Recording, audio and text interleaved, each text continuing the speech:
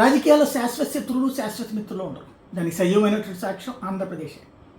2014లో Telugu Desam party Bharatiya Janata party కలిసి పోటీ చేసి జనసేన మద్దతు ఇచ్చింది. 2019లో తెలుగుదేశం వేరు, జనసేన వేరు, భారతీయ జనతా పార్టీ వేరు. ముగ్గురు ఒకళ్ళనొకళ్ళు విభేదించుకున్నారు.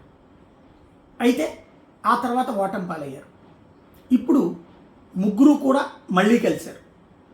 ఇక్కడ ఆనాడు 2014-18 మధ్య ప్రశాంతంగా ఉన్నటువంటి పక్షాలు ఎంత దారుణంగా విభేదించుకున్నారు, మళ్ళీ ఎంత కలుపుకోవడానికి విపరీత తాపత్రయపడ్డారు. 5 ఏళ్ళు మళ్ళీ ఇప్పుడు సాగింది. 6 ఏళ్ల విరామం తర్వాత మళ్ళీ కలిశారు.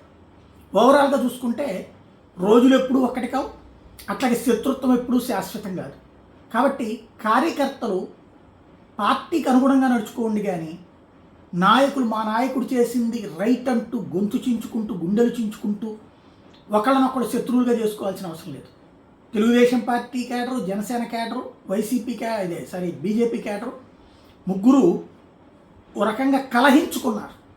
ఒకళ్ళనొకళ్ళు వ్యక్తిగతంగా టార్గెట్ చేసుకున్నారు, వ్యక్తిత్వ హన్నాలు చేసుకున్నారు. ఇప్పుడు చూస్తే నాయకులు కలిసారు, సచ్చినట్టు మీరు కలిసి ఉండాలంటున్నారు. దీంట్లో మన మిత్రుల్ని మనం కోల్పోయాం కదా, మన మిత్రుల మధ్యనే శత్రుత్వాలు పెట్టుకున్నాం కదా, మన బంధువుల మధ్యనే బంధుత్వాలు తగ్గించుకున్నాం కదా. What next? ఇప్పుడు ఎవరు దీనికి బాధ్యత? కాబట్టి రాజకీయాలు సైద్ధాంతికంగా కాకుండా వ్యక్తిగత కోణంలో చూడటం మానేయడం బెటర్.